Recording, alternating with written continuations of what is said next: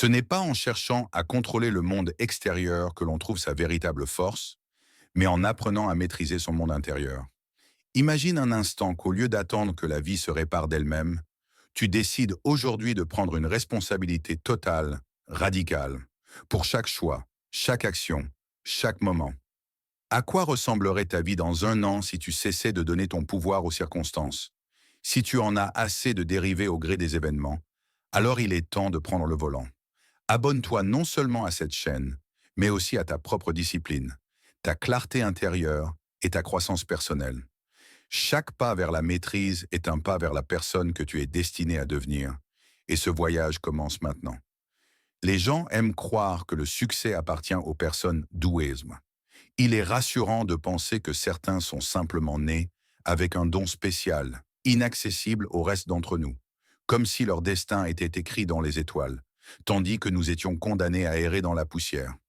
Mais si tu regardes attentivement, cette croyance n'est rien d'autre qu'une illusion. C'est une histoire que nous nous racontons pour justifier notre manque d'effort. Les stoïciens nous rappelleraient que le talent est bien moins puissant que la discipline, et que la discipline est accessible à tous.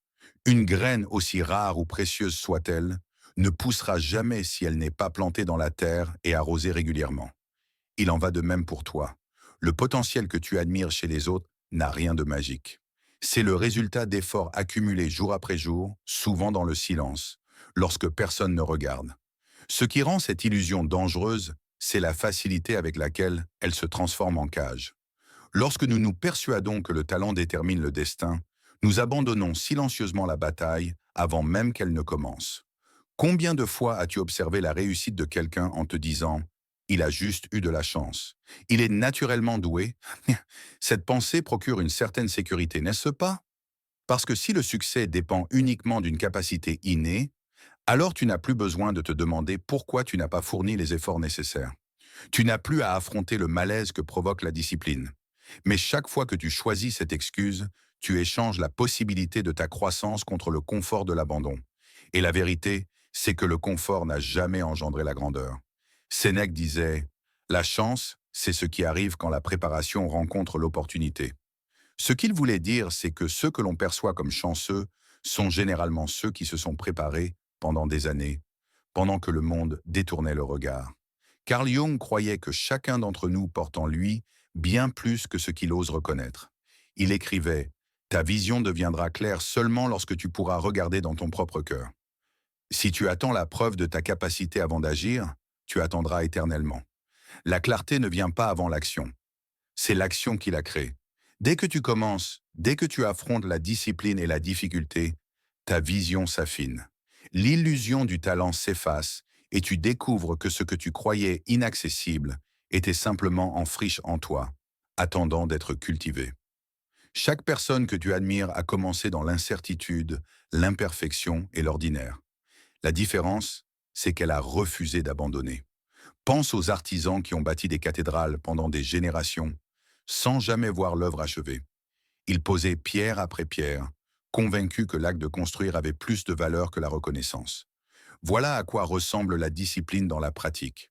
On ne mesure pas sa valeur au talent du premier jour, mais au nombre de fois où l'on revient au travail, même sans applaudissements, même lorsque les résultats tardent à apparaître. Épictète disait qu'aucun homme n'est libre s'il n'est maître de lui-même. La liberté ne réside pas dans l'attente d'un talent hypothétique, mais dans la maîtrise des choix que tu fais chaque jour, surtout les plus petits. Alors demande-toi, est-il vrai que tu manques de talent? Ou bien as-tu simplement négligé de cultiver ce que tu possèdes déjà? Chaque fois que tu t'auto-sabotes avec la pensée « je ne suis pas naturellement doué », tu arroses les mauvaises herbes du doute et tu prives de lumière les graines de ton potentiel. Aucun être humain vivant ne manque d'un trésor à faire fructifier. La différence se trouve dans ceux qui choisissent d'agir et de nourrir ce potentiel jusqu'à ce qu'il s'épanouisse. Si tu te lèves tôt pour t'exercer, si tu persistes malgré l'ennui et l'échec, si tu refuses d'abandonner quand les résultats tardent à venir, ce qui ressemblait à du talent finira par éclore. Les autres appelleront cela un don inné, mais toi tu sauras. Il ne s'agit pas du jugement des autres, mais de votre capacité à vous regarder vous-même sans parti pris. Le temps est la monnaie de la vie, Et pourtant, c'est précisément cette ressource que nous gaspillons sans discernement. Sénèque a écrit: ce n'est pas que la vie soit courte, mais que nous la gaspillons autant. Le test du miroir vous oblige à vous demander: avez-vous été un intendant fidèle de cette ressource ou un gaspilleur inconsidéré? Chaque heure perdue n'est pas seulement du temps. C'est une part perdue de la vie qui ne reviendra pas. La plupart des gens pensent que la responsabilité se résume à l'accomplissement de tâches, mais en réalité, cela commence plus profondément, avec la reconnaissance que votre temps est votre vie et que la façon dont vous l'utilisez révèle ce à quoi vous accordez vraiment de la valeur. Le test du miroir ne vous permet pas de vous cacher derrière des mots. Il est indifférent à vos intentions et à vos promesses. Il ne reflète que ce que vous avez réellement fait.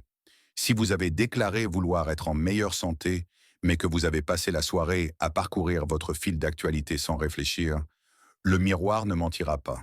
Si vous rêviez d'affaires, mais que vous avez passé des heures à vous divertir, la vérité sera évidente. Jung a dit un jour: vous êtes ce que vous faites et non ce que vous dites que vous ferez. Cette phrase brise toutes les illusions. Le test du miroir révèle soit la correspondance entre votre image et vos actions, soit la vérité. C'est un rappel que chaque jour est une nouvelle opportunité de rediriger votre énergie. Marc Aurèle se rappelait sans cesse que son temps était limité et que chaque jour pouvait être le dernier. Pour lui, ce n'était pas une raison de désespoir, mais un appel à l'urgence. Se réveiller et réaliser que vous avez gaspillé vos heures n'est pas une fin, c'est le début du changement. Cette pratique demande du courage. Il n'est pas simple de se regarder en face avec lucidité.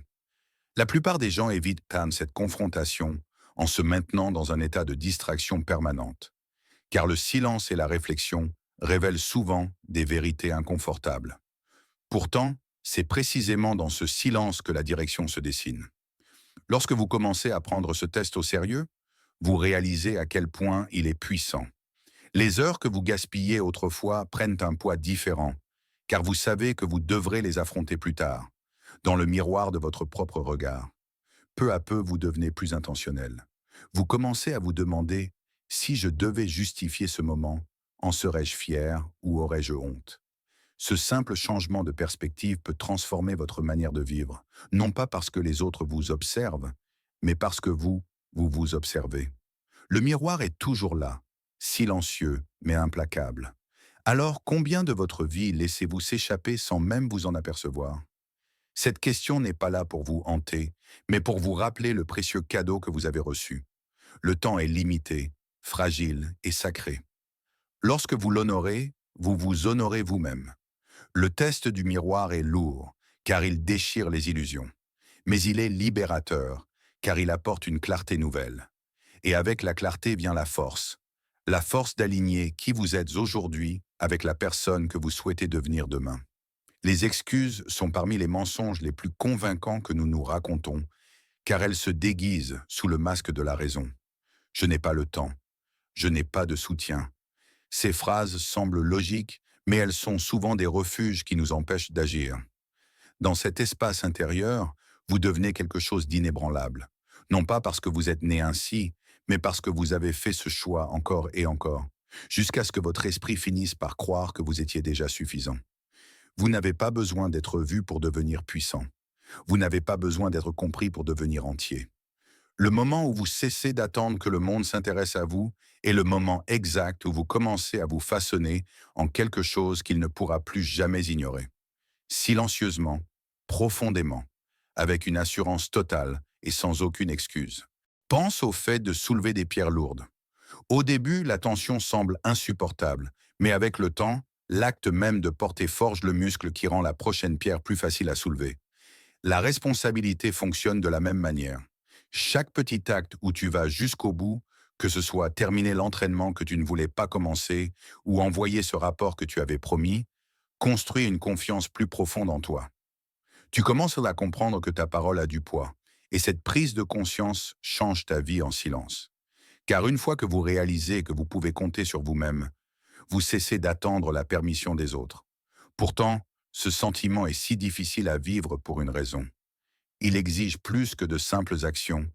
Il exige de l'honnêteté. Être responsable, c'est ne pas se cacher derrière les apparences. C'est admettre ses échecs sans masque et choisir de réessayer. Sénèque nous avertissait. La plupart des gens ne sont pas vraiment libres, car ils vivent pour l'opinion des autres. La responsabilité vous libère de ce piège. Elle vous permet de vous soucier moins des applaudissements et davantage de votre intégrité intérieure. Agissez-vous parce que c'est juste ou simplement parce qu'on vous observe? Cette question est profonde, car elle vous oblige à examiner honnêtement vos motivations. C'est dans ce regard que commence la véritable croissance. Carl Jung a écrit « Qui regarde vers l'extérieur rêve, qui regarde vers l'intérieur s'éveille ». La responsabilité, c'est l'acte quotidien de regarder vers l'intérieur avec une clarté impitoyable. C'est une prise de conscience que vous êtes responsable de vos actes, de vos décisions, de votre temps. Oui, cet éveil peut être douloureux, car il brise l'illusion confortable selon laquelle les circonstances ou les autres sont responsables de votre stagnation. Mais en même temps, il vous redonne des forces. Si vous êtes responsable, vous êtes capable de changer. Le poids de la responsabilité est également lié à la solitude. Lorsqu'on est véritablement responsable de soi-même, on se retrouve souvent seul. Les autres peuvent ne pas comprendre pourquoi vous vous donnez à fond, alors que personne ne vous l'exige. Ils ne voient aucun intérêt au sacrifice discret, aux heures d'entraînement, à la discipline que vous maintenez alors que cela semble inutile. Mais cette solitude n'est pas une faiblesse. C'est le terreau sur lequel se forge le caractère. Socrate a dit « Une vie sans examen ne vaut pas la peine d'être vécue ». La responsabilité est un questionnement en action. C'est un examen constant de la conformité de vos décisions avec la vie que vous déclarez. Et bien que ce processus soit solitaire, il crée un fondement indestructible. Avec le temps, la responsabilité se transforme d'un fardeau en liberté. Au début, elle ressemble à des chaînes vous liant à des obligations invisibles. Mais peu à peu, vous réalisez, ces chaînes sont votre propre discipline, et ce sont elles qui maintiennent la cohésion de votre vie. Sans elles, tout s'écroule. Avec elles, vous pouvez tenir bon comme un roc, même dans la tempête la plus violente. Quand la responsabilité vous semble lourde, rappelez-vous, la lourdeur est essentielle. On ne peut devenir fort sans résistance. On ne peut développer sa confiance en soi sans surmonter des épreuves. La responsabilité n'existe pas pour les jours faciles, où la motivation elle-même vous pousse à aller de l'avant, mais pour les jours où la motivation fait défaut, où la fatigue s'installe, où personne ne remarque votre réussite ou votre échec. Ce sont ces moments qui vous définissent. Non pas parce que quelqu'un vous regarde, mais parce que vous vous observez. En vérité, la responsabilité sera toujours ressentie comme un fardeau jusqu'à ce que vous compreniez qu'elle est un cadeau. C'est la preuve discrète que votre vie vous appartient. Et même si elle peut être pesante par moments, c'est précisément ce poids qui fait de vous une personne indestructible. Une question simple mais poignante demeure. Lorsque personne ne vous regarde, lorsque les applaudissements se sont tus, lorsque vous n'avez qu'un choix à faire, agirez-vous? Imaginez-vous assis en face de quelqu'un que vous respectez profondément. Un mentor, un guide, quelqu'un dont l'opinion compte vraiment parce qu'il mène une vie digne de respect. Imaginez maintenant lui montrer votre semaine entière, heure par heure, décision après décision. Sans filtre, sans excuse, sans fioriture. Serez-vous capable de le regarder dans les yeux avec fierté, sachant que vos actions étaient à la hauteur de vos ambitions? Ou ressentirez-vous un pincement de honte en réalisant tout le temps perdu en distraction, en procrastination et en choses sans valeur réelle? C'est le test du miroir. La chance, c'est ce qui arrive lorsque la préparation rencontre l'opportunité. Ce qu'il voulait dire, c'est que ceux qui paraissent chanceux sont généralement ceux qui se sont préparés, souvent pendant des années, pendant que le reste du monde détournait le regard. Carl Jung croyait que chacun d'entre nous porte en lui bien plus que ce qu'il se permet souvent de voir. Il écrivait « Ta vision deviendra claire uniquement lorsque tu pourras regarder dans ton propre cœur. Si tu attends d'avoir la preuve que tu es capable avant d'agir, tu attendras pour toujours. La clarté ne vient pas avant l'action, c'est l'action qui l'engendre. Une fois que tu commences, que tu affrontes l'effort et la discipline, ta vision s'affine. L'illusion du talent s'efface et tu découvres que ce que tu croyais inaccessible n'était en réalité qu'une partie de toi, négligée, attendant d'être cultivée. Toutes les personnes que tu admires ont commencé incertaines, imparfaites et ordinaires. La différence, c'est qu'elles ont refusé de s'arrêter. Pense aux artisans qui ont construit des cathédrales sur plusieurs générations. La plupart n'ont jamais vu l'œuvre terminée. Il posait pierre après pierre, convaincu que l'acte de bâtir avait plus de valeur que la reconnaissance. Voilà à quoi ressemble la discipline dans la pratique. On ne mesure pas sa valeur au talent que l'on possède le premier jour. On la mesure au nombre de fois où l'on revient à la tâche. Même quand personne n'applaudit, même quand les résultats prennent du temps à se manifester. Épictète enseignait qu'aucun homme n'est libre s'il n'est maître de lui-même. La liberté ne réside pas dans l'attente d'un talent hypothétique. Elle réside dans la maîtrise de tes choix quotidiens, surtout les plus petits. Alors demande-toi, est-ce vraiment vrai que tu manques de talent? Ou bien est-ce que tu as simplement refusé de nourrir ce qui t'a été donné? Chaque fois que tu te dis que tu n'es pas naturellement doué, tu arroses les mauvaises herbes du doute tout en laissant mourir les graines de ton potentiel. Il n'existe aucune personne vivante qui ne possède rien de précieux à cultiver. La vraie différence réside dans ceux qui choisissent d'agir pour faire éclore ce potentiel. Si tu te lèves tôt pour pratiquer ton art, si tu persistes malgré l'ennui et l'échec, si tu refuses d'abandonner quand les résultats se font attendre, ce que les autres appelleront du talent finira par éclore. Ils diront que c'était naturel, mais toi tu sauras la vérité. C'était construit, pas inné. L'illusion du talent te maintiendra petit si tu la laisses pas se faire. Elle te murmurera que tu ne peux pas, que d'autres ont été choisis et pas toi. Mais regarde plus profondément et tu verras que ceux qui s'élèvent ne sont presque jamais les plus doués. Ce sont les plus disciplinés, les plus constants, ceux qui acceptent de payer le prix de l'effort chaque jour. Le monde célèbre toujours les résultats et les appelle talents. Mais si tu choisis la voie difficile, tu sauras qu'ils ont été forgés par la discipline, aiguisés par la résilience et portés par une simple décision, ne pas abandonner. Et peut-être que c'est là que se situe le véritable test. La question n'est pas es-tu né avec assez de talent? La question est es-tu prêt à nourrir ce que tu as jusqu'à ce que cela devienne plus que suffisant? Parce que la grandeur n'est pas un don, c'est une responsabilité.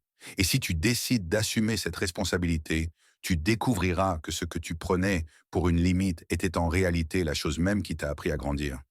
Il est facile de parler de responsabilité lorsque la vie est calme. En théorie, ce mot semble fort, noble, presque inspirant.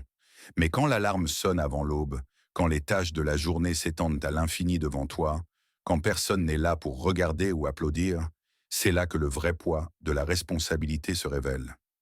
Dans ces moments silencieux, l'éclat du mot s'efface et il ne reste plus qu'une question brute.